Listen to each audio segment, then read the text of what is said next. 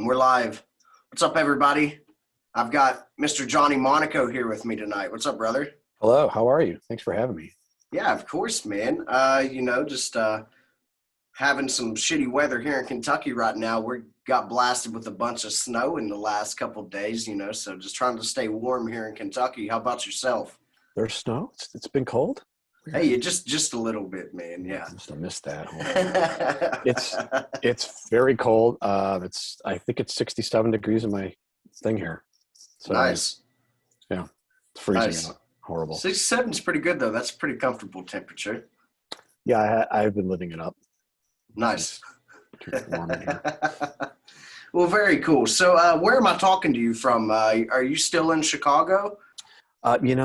Undisclosed location. I can't tell you where I'm at only because I skipped out on a line of credit at Party City, and they've been after me ever since. They're like, hey, dude, you're preaching to the choir. they're horrible people. They're like, pay this bill or bring back that invisible dog collar. That's perfect. Like thing with them trying. I'm on the lam, so. Well, very cool. We're keeping it at an undisclosed location. You got to have a little bit of mystique to the rock star persona. I suppose. So whatever keeps it working. So that's true. Did you grow up in Chicago? Is that where you had your formidable years, so to say? Yeah, I did. Most of my time spent in Chicago. I was in LA for a while, but mainly back and forth from LA and Chicago. Cool. So what got you playing music in Chicago? Did you start playing while you were in school, or was it a later thing? What got you into playing rock and roll music? I think just like everybody else that, you see someone and see their band or they're playing and they're awesome and you want to play guitar. I took to guitar, other people, but I think just growing up in the Midwest and seeing bands and wanting to be a guitar player, I think that's pretty much it. Like Chicago, back in the day, really good music scene, a lot of power pop bands, a lot of guitar player type bands and MTV and everything. So I just always wanted to be in a band, I guess. Perfect. So what were kind of the bands that you were exposed to from an early age that pushed you in that direction?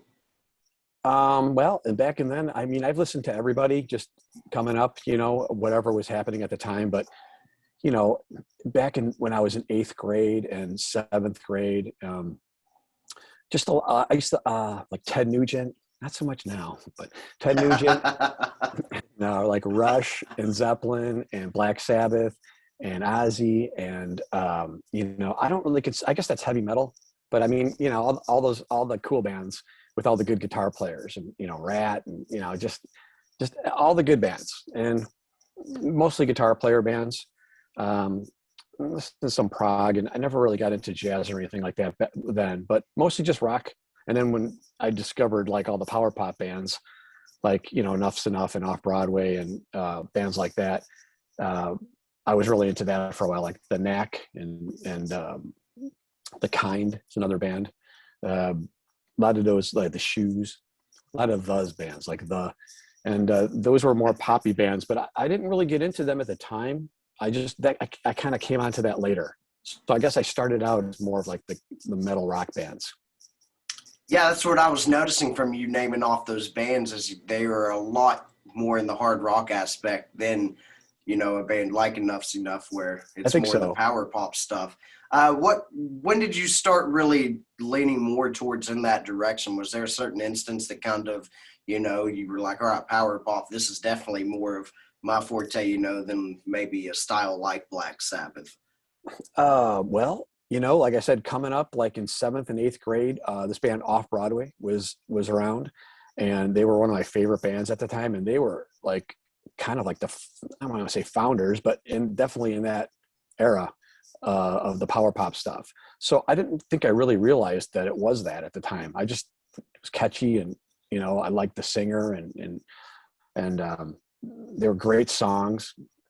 So I think like, it was always there. There's not a lot of guitar playing going on in those kind of bands. So, the other stuff was you could play more, like Iron Maiden and bands like that, where you can play more guitar. But for some reason, I always like, coming up in like late 70s, and it went from late 70s music, and then there was that power pop section in there for a while, and Chicago was a big part of that. So you couldn't help but hear it. I mean, it was on the radio, and it was from the town. So I think it's kind of just been always in my nature. Like Elvis Costello and bands like that, I didn't really get to like way later. All great stuff, though, of course. Oh, yeah. Yeah. So I was reading up on some of your musical history, and I read that you were a class of 1987 at Musicians Institute.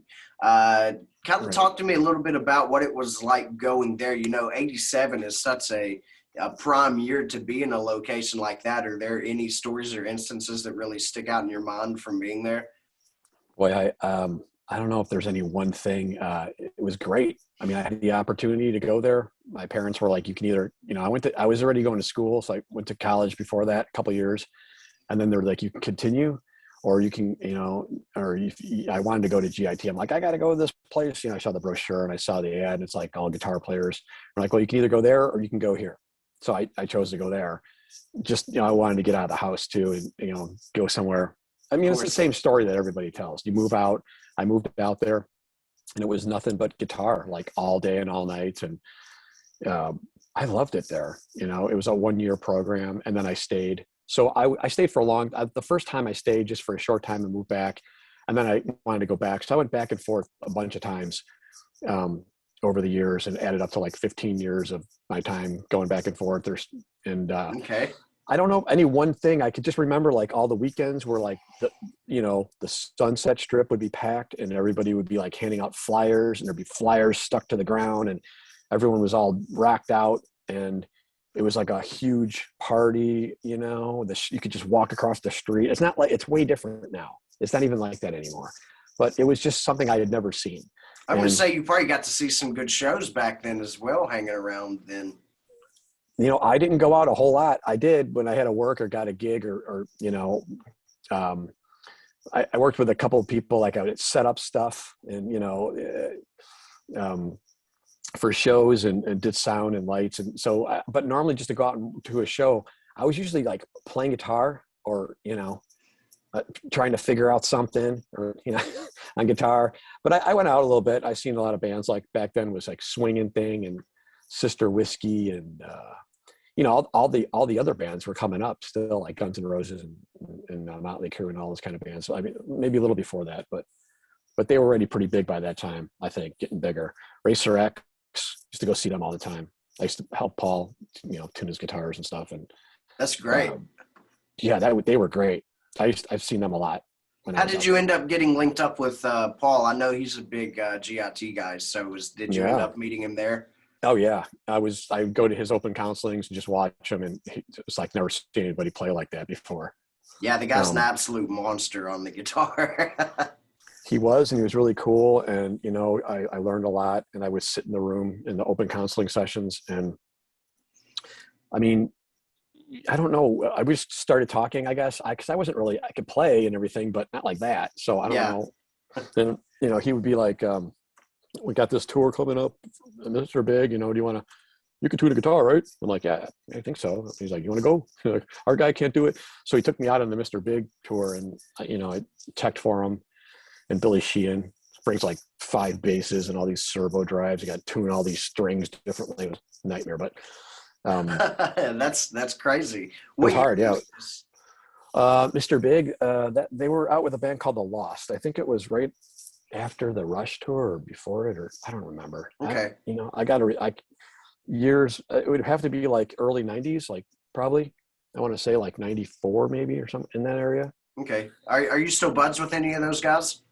I don't know. I don't think that we're not, but they have families and they're all doing stuff. I don't talk to Billy Sheehan too much. See his posts, he's always doing something. Paul is just doing lessons and playing a lot. I don't really stay in touch.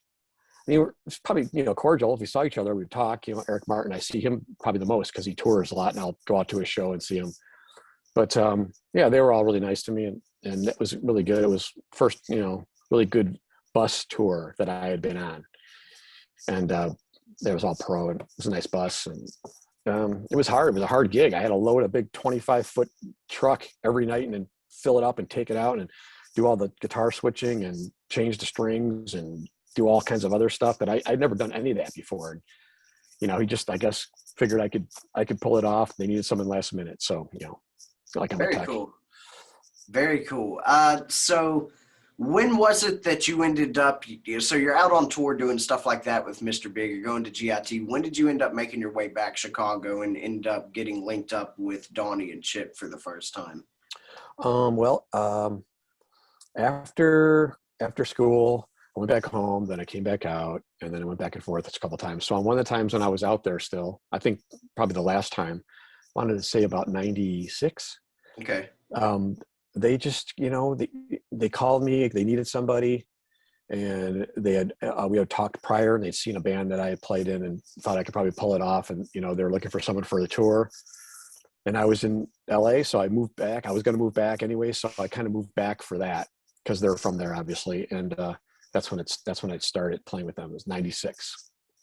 So you said that you were in a band that they saw. Were you playing a gig with them, or did they just happen to see a band that you were in by chance? I want to say I was playing in a 3-piece band right before them at this Cricket Hill festival that Chicago has, and I must have came home for it and then played it and then went back. So I had like a 3-piece trio, and I guess right before they went on, I played, and something happened that night. Like the guitar player couldn't make it, so they played it like a 3-piece. And I guess they had a tour coming up, and it was Gino Martino. He something happened. Okay. He couldn't go. So they needed someone to fill in, and then it just turned into that. So how long was it after you were in the band that you got to start recording some material with them? So I was looking online, and the album 7, which was originally Brothers released under Donnie and Chip in Japan, you're credited as the guitarist on that, but it was released 2 years before you were technically joined the band. There were, when it got re-released in America under the Enuff Z'Nuff name, there were 3 new tracks on it. There were the Jealous Guy cover and then 2 new originals. Were those the ones you were playing on? Because I would assume that the rest of it was Donnie or Derek, since it was before you were in the band. I don't remember that. That's a hard one because those guys, they do that a lot. Like there's been prior songs that were all recorded, and then, or maybe they just added me as like, you know, a nod, like to be nice, you know, like you're in the band now, put you on the album. I might have played on something on that. Which album was it? 7. It had like New Kind of Motion on there. Not a lot of hits as far as like the Enuff Z'Nuff catalog goes. But still, I'm a big fan of all the albums. But that was one thing I thought was interesting, that you were credited on it, even though it came out technically before you were in the band. Oh, yeah. Maybe because I get credit on a handful of those albums, and I don't play on all those. You know, there's bits and pieces, like I might have played some rhythms or a solo here and there, and you know, but those guys write them all, and for the most part, they do all the recording too. I've been in the studio with them a handful of times, and I just think it, you know, they have so much material, and they're so good. They don't really need someone else in there. But if they had something like a solo or something they needed like a guitar player to play, I would do that. So, I mean, there's a handful of songs I played on. I don't remember off that specific album. I probably should know that, but I don't remember. I know, and There Goes My Heart. Like later, I can remember those. So, were there instances that you did get to write with Donnie and Chip at all, or was it mostly like you were saying, just coming into the studio after everything was kind of taken care of? Yeah, no, I never wrote anything with. Maybe like some little parts on some of those, like that. You know, There Goes My Heart, and maybe some of those later ones. I came up with my own stuff, but for the most part, you know, they wanted a certain way, play this, do this part, which I was fine with because it sounded, what they were saying is probably what I would have played anyways. And they just needed more of a guitar player to play it because, you know, Frigo was like the best for that sound. He just had that sound. Of course. And it just it encompassed the whole thing. And, you know, him and Donnie can go back and forth, or he can go back and forth and say whatever he wants about it. But the reality is, I think his guitar playing definitely is a huge influence on the sound. You know, he might say, absolutely. Yeah. So I just tried to get it. I don't want to copy it, but if you just go up there and just play a different style, it wouldn't seem to make a lot of sense. I just wanted to keep it like traditional, you know? So I think when you're playing those songs, you need a whammy bar, you need a big sound, you need this, you can do it your own way, but to me, that's kind of taking liberties with something that probably shouldn't be doing. Even if you could think you can make it better, it just sounds a certain sound with his guitar playing and just just the person that he was. He's just so natural of a player, really fluent. And I think everyone plays a little bit like they are. And that was a perfect combination of people. Absolutely. So you said that you were a fan of Enuff Z'Nuff before joining the band. Was Derek's guitar playing an influence on you at all? I don't know that it wasn't, but I mean, by that time I already been playing for a while, so I could do all the, pretty much pull that stuff off. I think maybe he was real, like I said, real natural, fluent, never made mistakes. I make a lot of mistakes, but it's like, but as far as his actual, like, I just tried to learn the solos. So just in learning them, I'm guessing you're going to be influenced. But to me, he comes from the Eddie Van Halen school, more DeMartini, that kind of player. So I had been, studying or playing that kind of stuff for years. So to me, it felt like natural, to play like that. But he was always, great. Everything he played I've never seen him play anything bad. Of course. So we touched on some of the albums that you played on. I know that you're credited on albums like Paraphernalia, Tweaked, Welcome to Blue Island. Which one of these albums did you have, per se? I don't necessarily want to say a better instance recording, but was there an album per se that you guys went in and you just kind of had a more natural experience than the others, so to say? It's not that I didn't get along in the studio, but I always felt that, like, it was just in the studio with them was a little tough because, if they wanted something played a certain way, it's like, well, then just play it. But they maybe physically couldn't do it, but we need you to do this. But so it would sit there, then take a long time for someone to hum notes to me and then me figure those notes out and then try to remember it and execute it. So it's kind of hard to do that. It's not like I had time to rehearse and go home and learn the stuff. It was like off the cuff. So after a while, I kind of got frustrated and I stopped going. But okay. I mean, in the beginning, though, that's kind of how it was. I never really had a lot of my own input. Not that they probably wouldn't want that. It's just that, I could be like, well, how about this? And no, just do this. And, oh, wait, you know what? I got an idea. Wait, no, I got another. I got this other. Hold on. I got a great, do that over and over again. And it's just like, after a while, just like, well, just tell me what you want. It's kind of, I seen a Harrison thing like that when they're in the studio. He's like, well, I won't play it all. If you don't want me to play, I won't play it all. I mean, maybe that's just how, but I'm sure if I would have went in there with something that fit the song, they'd probably be fine with it. And I'm sure I did add things here and there. But those guys wrote the songs. I didn't write any songs in that. Well, I wish I would have. I wish I had been, because those are great songs, but I didn't. Now, were you still writing a lot during this time period and just not presenting them with music, or were you more just, focused on your job in the band and that's kind of what you were leaning towards around this time period? Probably a little both. Okay. I mean, I'm sure I've been writing the whole time. I had bands. The stuff I was playing at the time was a little heavier. And they're just so good at writing hook laden songs with the right choruses and the right verses, and it flows along. So it's not easy to do that. So I think if I wrote some stuff that I thought was probably pretty good, it probably wasn't as good as that. So, but yeah, I've got a bunch of pop songs. I've written hundreds of songs. I've got a bunch of albums out, and the whole time through that, I was, progressing, I think, and getting better. Cool. So one thing I wanted to ask you about was, I think it was around 2001 or 2 was the first time that when you were in the band that you guys started performing as a three-piece, sometimes with you on lead vocals. One thing I wanted to ask you about was, whose idea was it for you to be singing? Was that yours or Chip's idea? Well, it wasn't mine. That whole thing started with, we were supposed to go on a tour, and it was going to be with Eric Martin. And it was going to start in Texas. And a day before, or that day of, Donnie said he wasn't going to go. Something happened. He's not doing it. So Chip said, well, do you want to do this as a three-piece or cancel? I'm like, what do you mean? He's like, why don't you sing? I go, I don't even know the words. He goes, you could learn them. I'm like, I guess you wanted, I go, it might be cool. It's cool. Try it. I mean, I love the songs. So we got on the bus and drove to San Antonio, and I learned the lyrics on the way there and wrote them all out. And it was me, Ricky Parent, and Chip, and did our first show. And Eric Martin thought it was so good. He's like, you guys can go ahead and do whatever you want. You want to headline? You can headline. You want to open up? We could switch, whatever you want to do. Because at first he was freaked out. He's like, where's Donnie? What's going on? And like, he's not here. He's like, I'm going to sing. He's like, you're going to sing. Because he knew I could sort of sing because I went on tour with them and I would do, sound checks. And I'm not bragging to say how great it was, but we somehow made it work and it sounded good. And I love the songs and it sounded good. And I did that for like 7 years. So. Very cool. Now, did your connection with Eric Martin from touring with him back in the day have anything to do with you guys getting that gig with him? I don't think so. I think Chip, or Artists Worldwide or whoever books that stuff, it's all them. He probably knew I was in the band, but, I'm sure he wasn't like following Tiger Beat.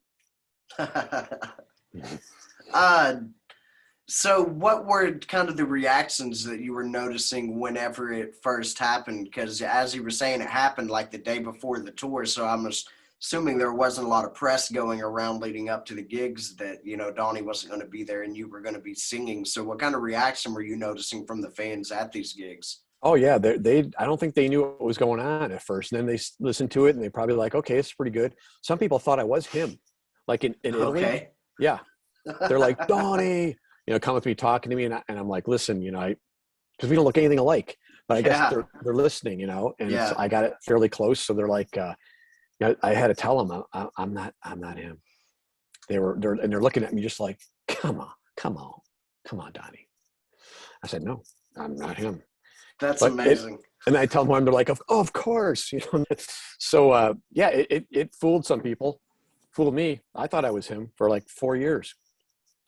And then I don't know, some reactions were good, some were bad. Some people just aren't going to like, you replace a guy like that, they're not going to like you. I don't care if you do it really good. They're just not going to like you because they're diehard fans. Some people I turned around, but there's only like a handful of people that just are like, guy. Yes. You can't really say anything bad. Go watch the videos. They're all over YouTube. Yeah, the band sounds fantastic in those clips. That was like my first takeaway whenever I was, started going back and watching some of them. I was like, it doesn't sound like a three-piece, and it doesn't really sound like you're missing too much of a key ingredient of this. Like it sounded like Enuff Z'Nuff to me. Mm-hmm. Yeah, no, I thought it was really good, and it got better. And then we started playing like really challenging songs, and a lot of different ones that maybe they never played live, and it just got to the point to where we were just, and then we had different drummers, different lineups here and there, but that went on for a while.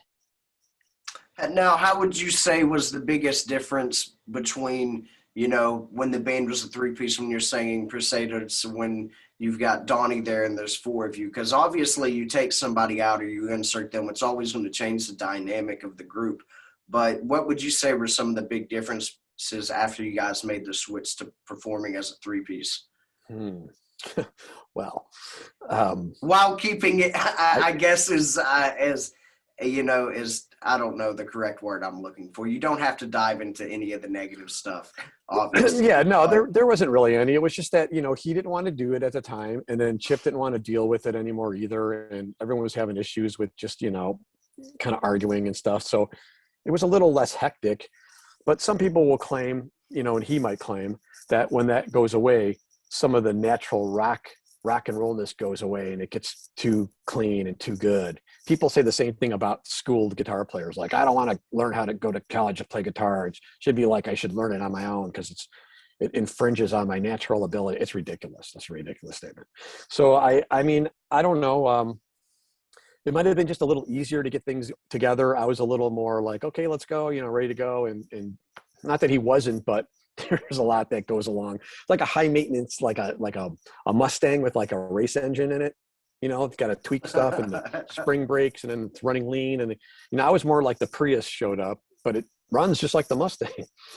So maybe it ran a little smoother and it was a little less problems. But, of course, you'll lose a little bit of the soul of the band when the guy's not there. I mean, obviously, you want to hear him sing his songs. I was just trying to get him as close as I could, not embarrass myself. And because I like the song so much, I did it. Otherwise, you know, you quit. Why would you want to do that? Why would you want to, you know, just keep doing it for the amount of money and for what's involved?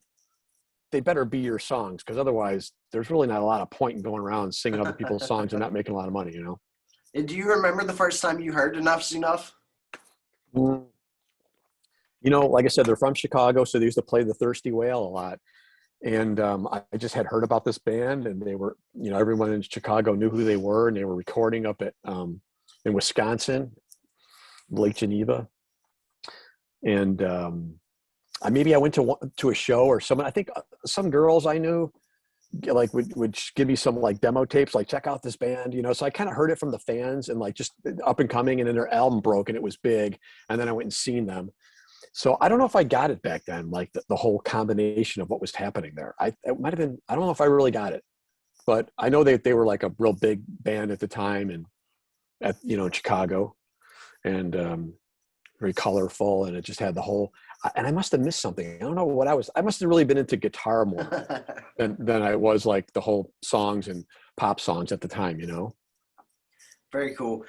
One thing I wanted to ask you about, this is more of just a fun question, unrelated to Enuff Z'Nuff. So I had recently in December, Tori, the current guitarist in Enuff Z'Nuff, on here, who also went to Guitarist Institute.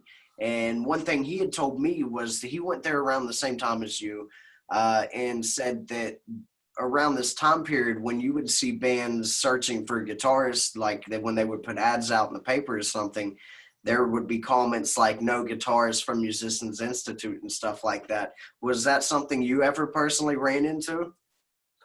Oh, I mean, I've heard that before. I don't know that that was ever a problem for me or ever heard that, but I mean, I think that's just kind of like tying it into at the time, the music was like, you know, more like Nirvana. So if you got a guy that was real notey or actually played too technical, it probably wouldn't fit that motif of what's going on, right? Alice in Chains, all those bands came up, Soundgarden. So maybe that's kind of what that means. Like, you know, we don't want you to play real notey, because just because you went to GIT doesn't mean you have to play like that. But a lot of people did come out playing notey, real notey like that. And I could see that like a pointy headstock kind of shredder type guy, you know, would gravitate towards a certain type of music. You put a guy in a band, you know, and then he takes a solo and it just distracts from the song. So maybe they're saying they don't want that, and they related that to someone who went to GIT. Not everybody that came out of there played like that, you know. I mean, at the time, it was, you know, the late 80s, it was still that music. So if you were playing like that, that was topical. But then when the 90s came along, they're probably like, well, we don't want that anymore. We just want rhythms, and, you know, you got to look cool and don't, you know, take your shirt off. Whatever cool people do. And then yes. So I think that's kind of what they're talking about, you know, like if you mentioned something about that, it's probably the reference, I would think. Very cool. So I think it was about 2008 or 2009 was the first time you had departed from Enuff Z'Nuff. I want to know what you were doing when you first left the group around this time period. Did you have another group that you were working with, or what exactly was going on in your musical life around that time period? You know, I was doing my own thing, but of course, you know, Enuff Z'Nuff was the main gig, and we were touring everywhere and doing stuff. And then I think what happened was Donnie wanted to come back, and I don't know if he didn't want me involved or I didn't want to be involved. I think it was like a little bit of both. I figured if he's coming back, you know, and then they wanted to bring in, was it another guitar player involved? Was that why I was going to leave? Was Tori there by then? I don't remember. Well, no, the record that got made right after you were out of the band was Dissonance, and they didn't have a lead guitarist because Jakey Lee played all the leads on that record. Yeah. Donnie actually told the story when I had him on here a few weeks ago of it just happened to be that Jake was there recording on unrelated stuff, and he just talked Jake into playing guitar on some of their recordings. But and then Tori joined the band after the record was already done and all that. But no, Right. from what I understand, they didn't have a guitarist, and that's why Jakey Lee was playing leads on that record. Yeah, I mean, I remember some of that. Jakey Lee, I think, lived in Vegas at the time and was kind of known, obviously, and friends with the drummer. And I was out there. We were doing it. and Donnie was going to like come back, and and I was doing all this work, and we were out there for like weeks and weeks and recording all these tracks. He shows up with his computer with all these wires sticking out and a hard drive on top. He's like, I'm here. He's like pulling this. It was hilarious. And then we tried to like do stuff for like weeks and weeks, and it was arguing, and like I couldn't take it anymore. So I left. I'm like, you know what? So you and Donnie actually were there for the beginning of this record getting made. Yeah. And I'm like, just do it yourself, you know? So I can't take it anymore. I mean, I tried. I like, who doesn't want to stay in California or Vegas in a mansion? We all lived in a mansion together. Okay. There's all kinds of stuff going on. I can't even tell you about half of it. Steven Adler was involved. Oh, wow. Okay. Nightmare. But I mean, even everybody was just frustrated and fed up. So I split. They went home, then came back. And then when they came back later, they were just going to do it themselves. And that's probably when they got Jakey Lee involved. But he would have, they like doing that over the years. You get someone with a little bit of a name, you put them on there, even if it's just like, do. Okay. Oh, they had like James Young from Styx played on the track. Yeah. So definitely that wasn't a new thing for them to do something. Yeah. And that's fine. I just don't know that those guys played a whole lot that I'm hearing. I think for the most part, they did it. And, I think, if they got him on a few tracks here and there, because I can't even tell. I mean, I've heard Jakey Lee play a lot, and I can't really hear his playing on that album. I mean, that's one thing that sticks out to me that was kind of interesting with that record. I love that record. I think it's a fantastic record. But one thing that I took away from it was it doesn't sound like Jakey Lee playing guitar on it. I can't find any parts of that, and especially even all the guys they mentioned that have been on their albums. There's not one stretched out part where I can tell that that's that guy playing. So I don't know if it's just like to get the name on there or to play a little bit, and maybe they're crediting him like when Rick Nielsen played on a song. I can't really tell. I mean, I like him. I like the songs. It came out good. So I don't know what to say about that without sounding, mean or something. I don't know. But yeah, we were recording that album, and and everything went crazy. And then I don't remember like, that's why he came, because we were in the middle of a tour. Oh no, that was something different. The middle of a tour, we were in the middle of a tour as a 3-piece, and then we stopped to do that Bands on the Run thing in Las Vegas, where it was us against Bow Wow Wow. It's like a contest. Yeah. And Vic Fox was on the show, and that was then. And then so that was the first time. Then the second time was that album, and it was originally called like Lost in Vegas, I think. And then they changed it to Dissonance. So there might be like another version out there called that. And then it's not my favorite. I don't know. I like all their songs, but for some reason that one's a little, not one of my favorites, but no real reason, just the songs selection. But yeah, I don't know. Sorry, I kind of rambled there, but I don't really know. No, that's how perfect. Jake came into that. There's no rambling on this show. That's all perfect. So yeah. I'll take any part of the story that I can get. Now you mentioned Steven Adler a little bit. Now I'm assuming this is 0809, so this is right around when Chip was playing in his band for the first time. This was a little before that. Okay, can you talk a little bit about hanging out with Steven Adler? Any stories from hanging out with him that you can share? Totally cool if not. No, I didn't, he was fine. I can understand him half the time, but I mean, he was nice. Him and Chip would, he was like a sweet kind of guy, like he still is. He's not dead, right? No, he's still alive.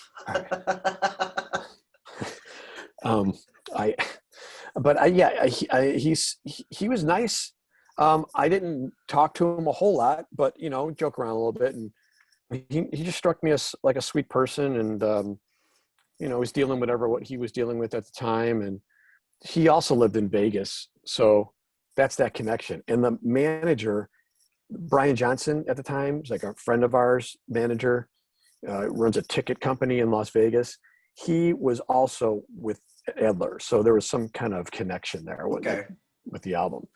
But yeah, he lived out there, and so did Kevin Dubrow at the time. And Carrie Kelly is partners with Ryan Johnson, with Ryan Johnson, and those two own Aces and Ales, which is that beer restaurant, whatever they call those beer places out there in Las Vegas. Very cool. So I think it would have been about 2013 or 14. You came back and started doing some more gigs with Enuff Z'Nuff as a three-piece again. Yeah. So after I left, he came back, and Tori was the guitar player then.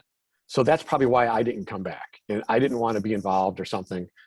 And they brought in a new drummer. That's when Randy Scott was playing drums. Okay. So, and Randy's friends with Tori from the Black Mollies and all those bands. So he's the one who brought Tori into this whole thing. And they played for like maybe 3 or 4 years. And then Donnie decided he didn't want to do it again. So he left again. And that's when Chip called me. He's like, you know, you want to come back and do this? And I'm like, I was playing in cover bands at that time, like all the time, playing in like 5 bands, just, you know, lots of shows, going all over the place, all kinds of crazy different cover bands. And I was sick of it. And I'm like, yeah, that'd be awesome. So that's when I came back. And then it was me and Randy and Chip and Tori for a while. Okay. Then Tori left, and it was me, Randy, and Chip. And then Randy left, and it was me, Eric Donner, and Chip. And then I left the last time, and then those guys continued on with another guitar player named Tony. It's so confusing. This is like, it's like that tree when you try to find out who your great uncle is. He was Spanish. So yeah, there's a, you know what, on Wikipedia there's someone made a chart and they're color coded, and you can see, I was taking a look at it before we started to see exactly who all was in the band during the times you were in it. I did have a long time in that though. If you add it up, I think mine was pretty long. It doesn't seem now long because nobody mentions it. They don't talk about it. Besides Donnie and Chip, I think you're the longest tenured member in the band. Yeah, so, you know, and it's not really mentioned. They kind of gloss over it. I'm kind of like pushed under the rug, and no one wants to mention it or say anything. And I don't know why. It's not like I did anything to anyone's girlfriend or stole their cocaine, you know, stole their truck or do anything. I just joined or quit, those two things. And there's reasons why that happened. And it's not like I just jumped in and jumped out. Some things I did that with that just wasn't for me. But that was like a long time. That was a super long part of my life. I was gonna say that's a big chunk of your professional career was spent with Enuff Z'Nuff. Yeah, that's how I got these gray hairs in my eyebrows. We can call Chip and blame him for those. Speaking of eyebrows, here, look at those. Perfect. There you go. Yeah, nice. All kinds of computer stuff. Look at. So this last time you were in the band, what was the vibe like compared to, you know, past times being in the band? Because as you said, the lineup was a little different at certain points. So were you having a different experience that last time you were playing with them? Well, let's see. It was back to this how it was, 3-piece. And we were doing cool songs, and it was like, you know, I could play solos and play rhythms and sing the songs. And then I started making tracks to fill up the spots. I started making backing tracks. So I thought it was good in the beginning because Ricky Parent was like the best drummer. Yeah. That guy, the best. And had the best feel, you know, his feel. Just when he plays drums, you could tell it's him playing. And that's so weird to me to think, because everybody hits a snare, you're just a stick and a snare. But when he did it, you could tell it was him doing it, which is, I always find that like crazy. Of course. So, yeah, so I thought it was just getting really good. Like it was good before, but with the tracks involved and me like really focusing and you know, picking out like Downhill and songs like that, it was getting pretty brutal. It was good. And we would just look at each other on stage like, it's not going to get much better. That sounds perfect. And the people in the audience would just be like, Or some people would be blown away and be like, oh my God, but other people would be. So it's like, you know, if you not going to get much better. I mean, even if the original guys were here, it wouldn't sound like that. It sounded like a record. So I thought if anything, it just got better. It got better and better and better. Of course. So you guys got to play with a lot of bands in Enuff Z'Nuff. Like the list of bands that you guys got to tour with and open with is a pretty extensive list. Are there certain bands that stick out in your mind that you had more fun touring with that you would love to maybe do something like that with again? Who were some of your favorite bands to tour with back in the day? Well, fun is such a, hard top. I mean, for me, fun would be a moped, going to the Bahamas. Of course. So, but I know what you mean. And I think some of well, obviously the big tours, like that Glam Slam Metal Jam. Was that Poison, right? Right. It was like Donnie's last big tour. Like that was right before I started singing. But, you play in stadiums, big or arenas, whatever they want to call them. And that's probably what they call them. But that was awesome. But it wasn't the funnest because they were kind of strict, and they had that guy Rob, that stage manager guy, jerk. And we were always in trouble, always getting yelled at. Donnie, they're making us park our bus outside of the parking lot where the gates are. Don't want us looking at their fans and girls. It was weird. It was like it was like going on tour with Stalin. So I mean, it's like a Nuremberg rally backstage. So I mean, it was fun, I guess, because but after a while, I was just like, what now? What am I in trouble for now? I remember one of those times. Their guy Rob, real militant. He always wore the army stuff. He get on our bus and he stares right at me and he goes, "You, come here." And I was just so mad at that time at this guy because it was like every little thing. I'm like, fine, what? Now what? I walked up there, what? Come with me. Cece needs to speak with you. I'm like, all right. So he walks me all the way downstairs, all the way down, huge auditorium, And he's sitting in there warming up. It's like, hey, Johnny, how you doing? Listen, man, you sound great every night. Could you show me some licks, something for tonight? I'm like, now? You're going on in like 15 minutes. He goes, yeah, but you're always ripping. Just show me something. I'm like, you just spent like 30 years not learning anything, and now you want to do it? Why even bother? It's like, that's why I love you. Come here, show me something. So I tried to show him some diminished lick. So I thought I was in trouble, but I guess that's their way of like inviting people, scare the hell out of them and that's invite amazing. them back to to the Gestapo. I thought I was going to be executed. Evidently, I was just going to show him a guitar. Awesome. So yeah, I showed him something. He tried to play it that night. I remember it sounded like someone threw the guitar down the stairs. Like, and everybody loved it. They were like, yeah. And he looked over at me. Of course.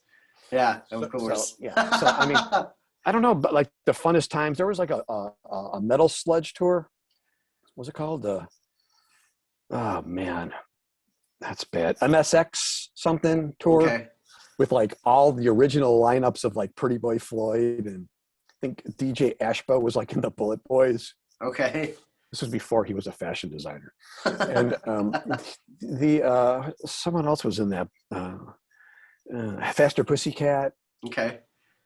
Tammy was so crazy, and it was interesting. But that was a fun one. That was when Mark Torian got thrown in jail for trying to. There's like an old man working at the hotel, and he said something, called him Hoss, and Torian goes, "Who are you calling Hoss?" And he grabbed like a knife or a piece of cheese, I don't know, and he tried to stab him with it. Holy shit! Yeah, it's Texas. They call you a Hoss. That's what they say. And they arrested him and put him in jail. We had to wait for him to get out of the clink like till the next morning. So we're all sitting there. Carrie Kelly was there too. And he came back out, and I was just like, it was real quiet and weird. And you're like, hey, Mark, what's up? Awkward. And then I made fun of him. I said something like, so I try to kill that old man with that piece of string cheese. What was it, a fork? Oh, and then everyone just started laughing, and then everyone's fun. And but that was a good tour too. Those little small club tours are better because you can hang out and go in the parking lot, and people doing a parking lot, and then you go drive around the town, drive through all the bad neighborhoods and look for drugs. All the good stuff, the kids, they grow up so fast. I like those tours because I've gone through this entire U.S. zigzagging back and forth multiple times. I wish I could still do it. Actually, wish I can go anywhere, but I've done it a lot. Those guys are doing it now. I'm jealous. I can't do it. I want to. I'm ready. Been practicing my guitar. Got her all tuned up, and I don't know. There's not one thing I could say where this was the best one. but they're all fun. They're all a little different. Going overseas is always a struggle for me. Okay. I always get sick too. You know, the weather changes or something, but those are great because you're seeing things like you've never seen before, like, you know, the hills of Ireland and, you know, going to Scotland, seeing all these castles, and you could do a whole year of photos just taking pictures of castles, you know, make that your new thing. Like, you know, I just do castles now. I'm a man, pictures of castles. That's So, great. I mean, yeah, those tours are probably the funnest or the most interesting. They're harder and you don't make as much. And they were harder on me. I got Bell's palsy once on one, like right before I left. And I was sitting with my mouth paralyzed and my one eye was shut and the other one was like wide open. You know, I looked horrible. I looked like I was there to kill Batman. And I had to like sing this whole tour. And they record it for the one time they record a live thing. And I'm up there like, baby, bleeding and drooling out of my mouth and trying to talk to people from Scotland. And I can't understand them to begin with. And then they can't understand me. But yeah, I guess going to England and going to places like that, Italy, was awesome. I mean, I wish I could go back to these places. I love touring. You know, it's hard. It's not easy. It's not like you're being catered to.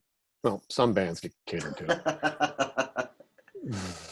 I was gonna say there's a certain point. I'm gonna say that it's a little different, but you know, that's those guys are way up the totem pole. Yeah, that would be the ultimate goal, would be to be comfortable touring, you know, and Chip always tried to make it comfortable, you know, until the end of the tour when he would be mad at me or something and leave me at the airport. Oh, did that actually happen? Well, you know, he would start out, it would be like, you know, all fun and everyone's all lighthearted, and by the end, like, I didn't make any money. You made all the money, which isn't true. And then, I don't know, he'd be all mad and pissy, and then he'd just like walk. He's a real fast walker. He's got those long legs. I was gonna say he's only like 7 feet tall. Yeah, he's got those long legs like a nutcracker, you know. So he's got a good stride on me. I got to walk like twice as fast. But maybe he's just a fast walker and wanted to get home. I think he was trying to ditch me, you know, all 25 times. That's great. Yeah. So I think now around 2018, you toured around a little bit with Tracy and Phil's LA Guns. How did this gig come about? How did you end up playing with those guys? It came to me in a dream. Perfect. There you go. A very vicious manager named Scotty Ludwig. Nice. He called me. I had known those guys from back in the day. We toured together, and we did whole tours together. Got along with them great. They had the splitter bus. This is when Steve Riley and Phil would always like each other, and everybody was. And I don't think Tracy was was it that version? I don't know if he was in that. I think he was in that version because they were split up for a while. I guess I'm finding all this out later. I didn't even know any of the songs until like the first show. So he called me, their manager called me and just, you know, say, hey, we're looking for somebody. Our guy's not going to be involved anymore. And you were our first choice. We thought of you, which is very flattering. I don't know, you know, I don't know why it wasn't like we were super close. We weren't not close, but stylistically, maybe it's not what I'm into, but they probably figured I can get it done and I could learn the songs, and, you know, I look okay. And if I had to dye my hair, it would only be like one shade less of black to go all black. Very, you know, important. And so yeah, he called me, and I was a day drinking at the time, and I said yes. And then the next thing, I went to Vegas and rehearsed a little bit, and then we started playing the shows. Very cool. What was it like playing with LA Guns? Now, I know, like you said, stylistically, it wasn't necessarily something that you would think that yourself would be playing, but were you a big fan of those songs? You know, I wasn't necessarily, I wasn't a fan. I mean, I was aware.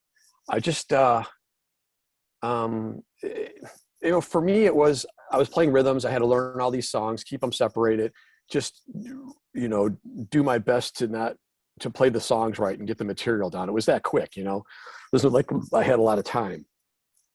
So I was really more focused on remembering parts, trying to play, you know, exactly what they want. Cause, you know, you got Tracy over there super loud, playing what he wants, doing his thing. I'm just trying to comp and get in there, but and play the right stuff. It's a loud band, and I was just trying to keep up at that point when I first joined, and probably for the duration, because it wasn't that long. And then, but they were fine. They were nice to me. It just wasn't my thing. I don't know. It was probably me. I think I maybe felt like more of a servant than I had wanted to. And I understand it's someone else's band. You're a hired gun. You're going to do your thing. And there's nothing wrong with servants, because, once you're used to having one, it's hard to go back to not having a servant. Because, you're in your mansion. It's 3 a.m. and you pull the cord, right? The servant cord. He comes to you. You tell him, whatever, I want a grilled cheese sandwich. And they go make it and they bring it back. So what happens if you don't have a servant? You got to get up and put your slippers on and go to the kitchen of your mansion and make your grilled cheese sandwich like a lunatic. So I can understand why going back is harder for that. And I just, I didn't know, I felt maybe not like it wasn't my place or something. And Johnny Martin just spreads his legs apart and he just headbang the entire time. I was just waiting for his head to fall off.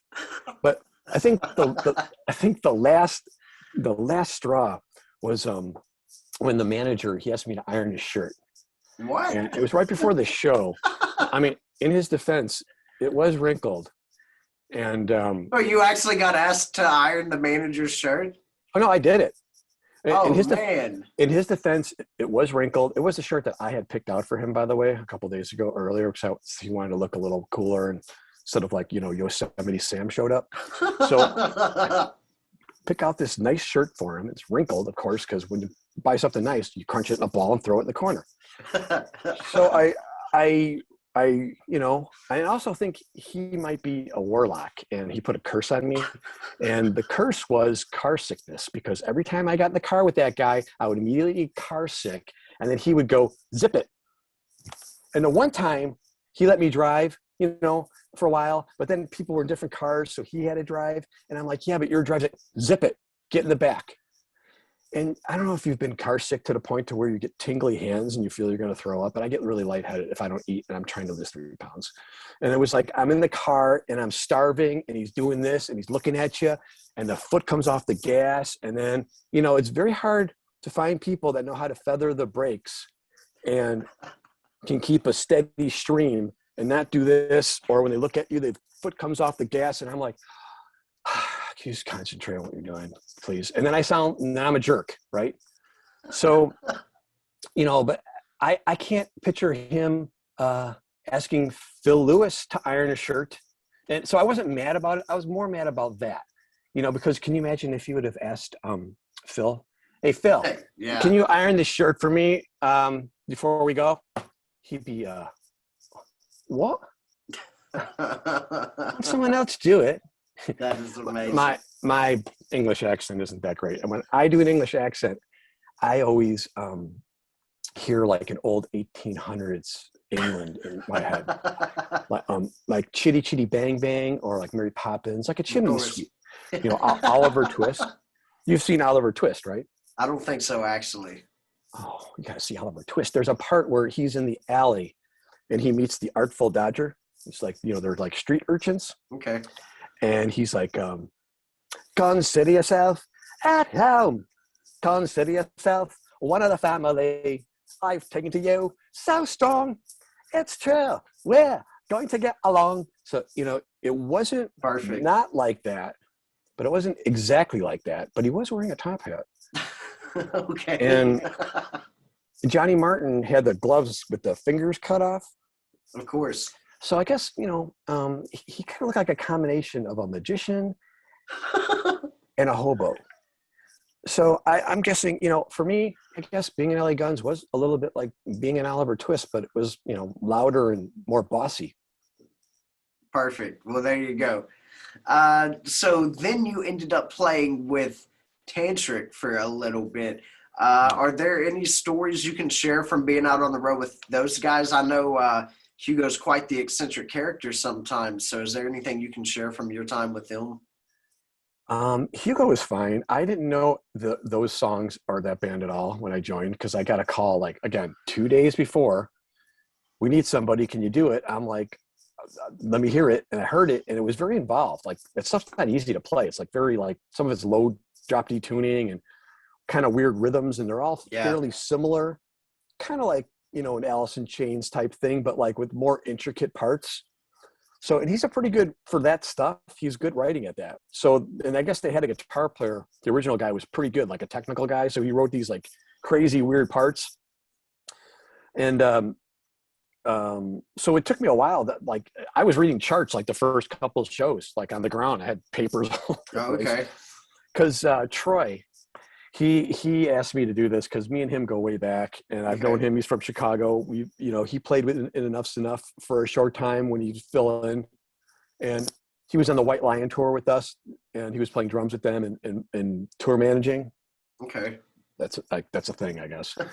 And we always had like going back and forth with that guy, but this last time, he's the guy who brought me in. And ultimately, the reason why I left, after the first or second leg of the tour, because I just had a falling out with that guy. And I mean, he'll say it one way. I know he went on his podcast or whatever that is, and said a bunch of bad stuff, making fun of me, and calling it one way. But I was there too, and I know exactly what happened. And I think ultimately they fired him like a little ways down the road. And I had said something about it in a podcast, and he told me to check my facts. And I checked my facts, and it was exactly the same thing as what I had thought. So evidently they fired him, something about he wanted more money.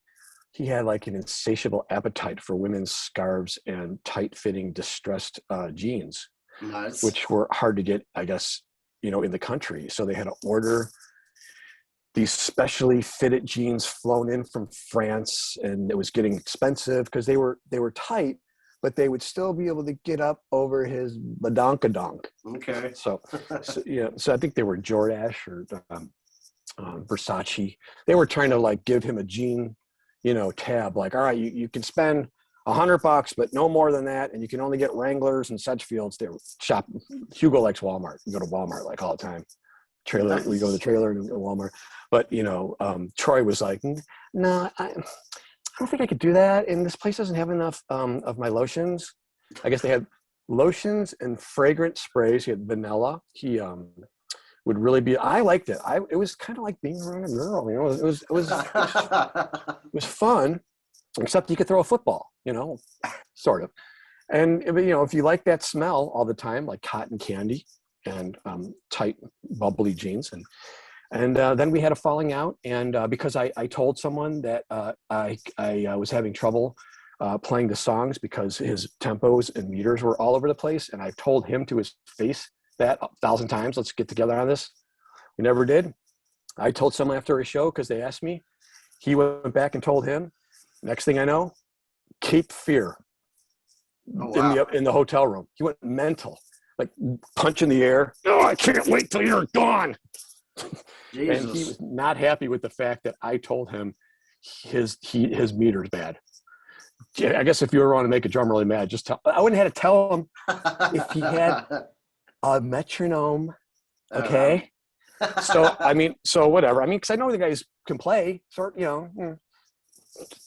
but it's like, I couldn't lock because there's got to be tight stuff, and I was trying to get into it and kind of rock and metal-y stuff. Yeah, I was going to say, especially if you're playing the tantric stuff, because there's some like weird tom signatures and shit during that. So totally, and I wasn't mean about it. And then someone asked me how I felt. I was on that stage too. I'm like, hey, I don't feel good about my playing. I'm not locking, and here's why I think. And he went back and told him, because they're all buddies. See the emails I got, and then he went mental on me. I told him, yeah, that's what I said. He wanted to kill me, grabbed me by the shirt, threw me out of the hotel room.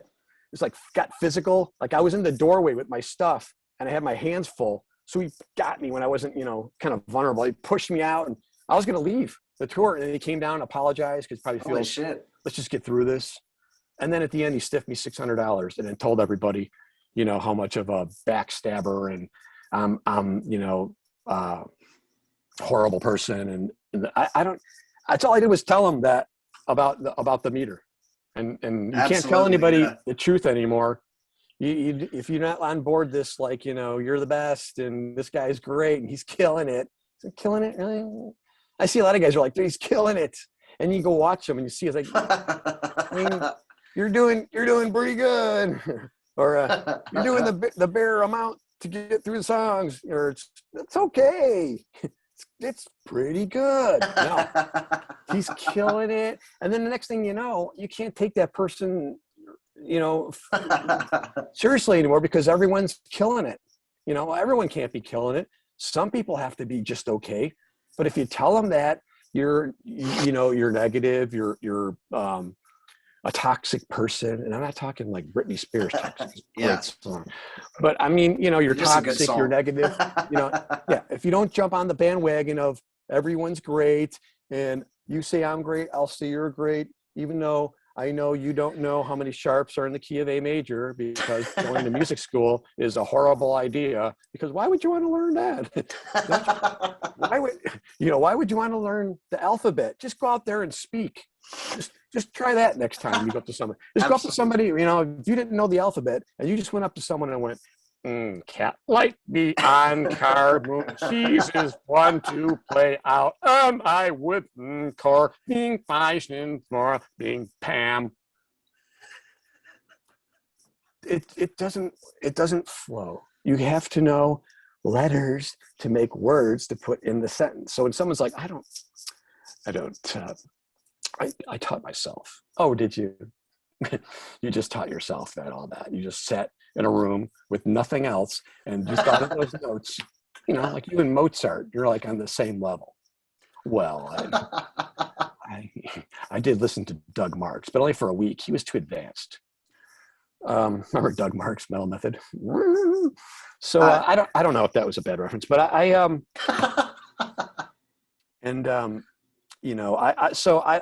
really know what to say about that. What were we talking about? Tantric. So testing. Is this mic on? Testing. Tantric. They were really nice. I like Hugo. The bass player. Do you know those guys? Do you know them well? No, I used to be friends with one of their former guitarists, Derek Isaacs, who was in the band for a few years. So I mean, I don't know the other guys, but I've heard stories from his time in the band. So that's why I was asking you. all good guys. Jaron is like an angel. Okay. This guy, he's always up tempo. He helps everybody. He hugged me once, and this pain in my hip went away. He's like, he could take it and he'll do it. I think that's why they liked him. And Troy brought him in, and he was even upset with Troy. So it wasn't just like me. Like, because later on when I went back and talked to those guys, they're like, you were right about that guy. I'm like, well, it's not that I was right. I just pointing out the obvious. Something happened. I think it was, like I said, the gene funds. But Jaron is he's such a nice guy. He's a good-hearted person. I still talk to him once in a while. I don't know the guitar player. That's the Cinderella's son, right? I'm not familiar with who's in the band nowadays. Yeah, the guitar player from Cinderella. It's his son. Okay. Yeah, I had no idea about that. He's a really nice guy. I met him once. Very nice. We were all making fun of stuff, and he was getting on it. And then they have a new drummer, and I don't know who they are. But yeah, they were fine. Not really my music. I was a little bored, But cool.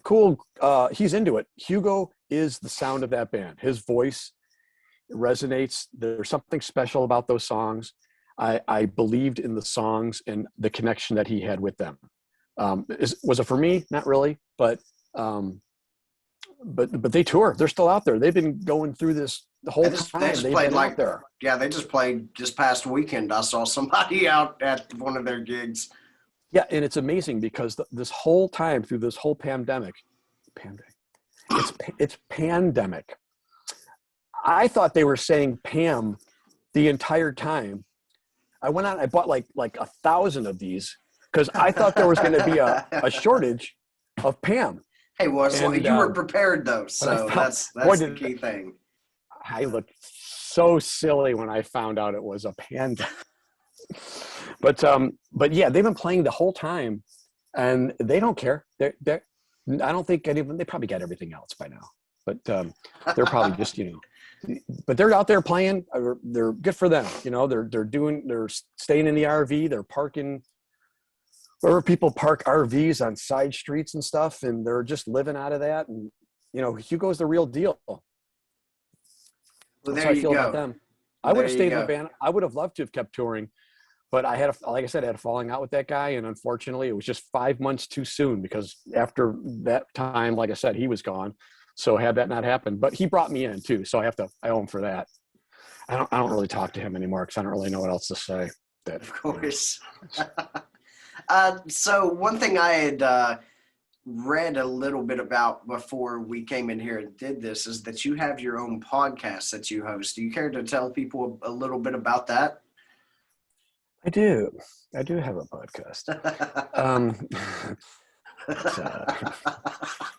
I'm just learning this Zoom stuff. It's not really a podcast. I don't think it is. I mean, everyone's got a podcast now, and everyone's very self-important. They need to talk about and they want to talk about gear, or, like you ask the normal questions. And I guess there's some people interested in that. I'm really not. I mean, I took yours because you seem nice and everyone's doing it. And if I don't do it, I'll be like, oh, what's up with him? Oh, he's stuck up. Well, I appreciate it very much. No, it's not. And you can have anyone on here. You got some pretty big names on here. You don't need me on here. I just did it because it'd be a chance to do an interview, I guess, but I don't interview people. I do them like a little show, and I just talk about like things I've done in the past month, and sometimes I go back a couple months.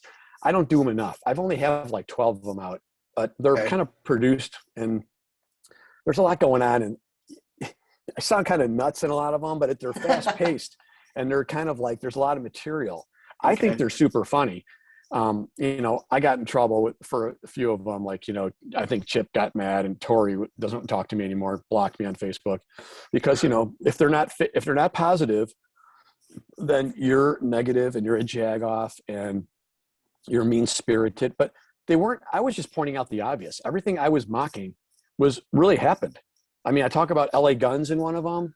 I talk about Donnie in another one, and Chip, and then I talk about stuff unrelated to those things too.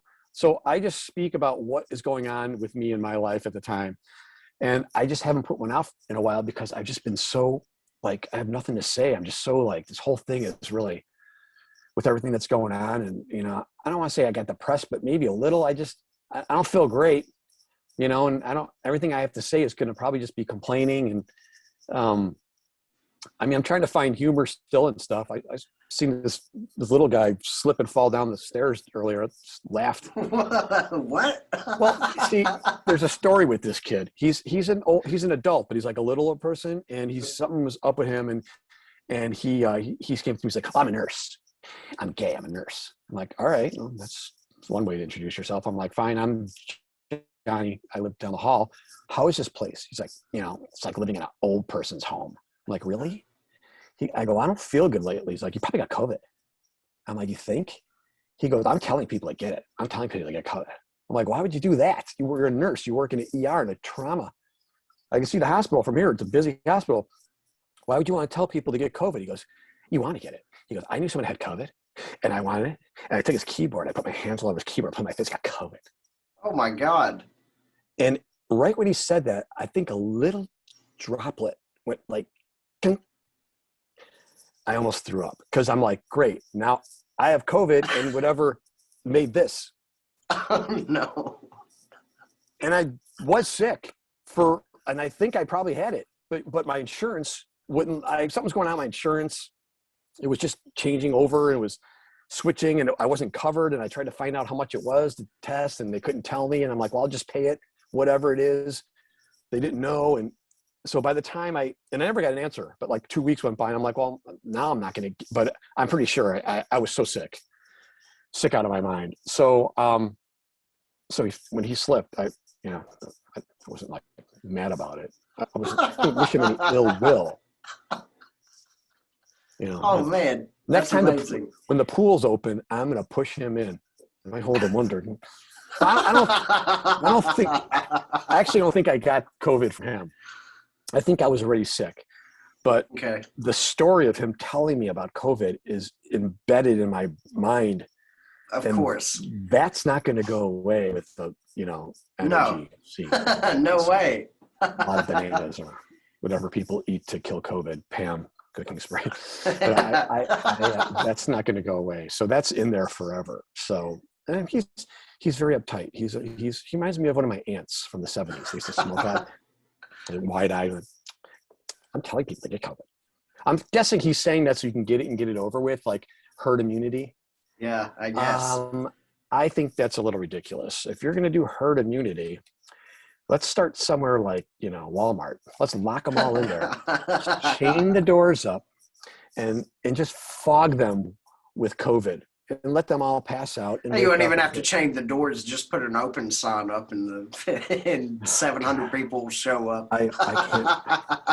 I can't with that store anymore, man. I'd literally at all costs, I'd try to avoid going in Walmart. That is like one place I avoid that shit as much as I can. I mean, I get some good deals there, but I return half of it because I'm like, I always regret stuff. I'm like, I don't need this. I'm gonna return it. I'm gonna get that $4 back. And but man, it's like I don't know what it is. I don't want to be mean, but that's tough there, man. So I could sort of smell, like I think my smell, I probably had it because of my senses, are dull and everything, but I could still smell Walmart. So amazing. Very cool. Man, I really appreciate you coming on here and giving me a little over an hour's worth of your time for me to, pick your brain about your career and the various things you've done throughout it. I'm a big fan of Enuff Z'Nuff, so it's an honor having you on here to talk to you about that stuff. Let everybody know before you get out of here where they can check all your stuff out, the name of your podcast, and where they can really go find anything Johnny Monaco. Yeah, well, all my stuff is in one spot. You can just go to johnnymonaco.com. Say my own name, so it's ridiculous. And if you just go to my .com or just Google my name, everything will come up. My podcast is on there. I'm on Spreaker. I'm on, iTunes. I think Metal Sludge featured a couple on their page when it first came out. So yeah, you can find it anywhere. Just my name comes up and it'll all be connected to that somehow.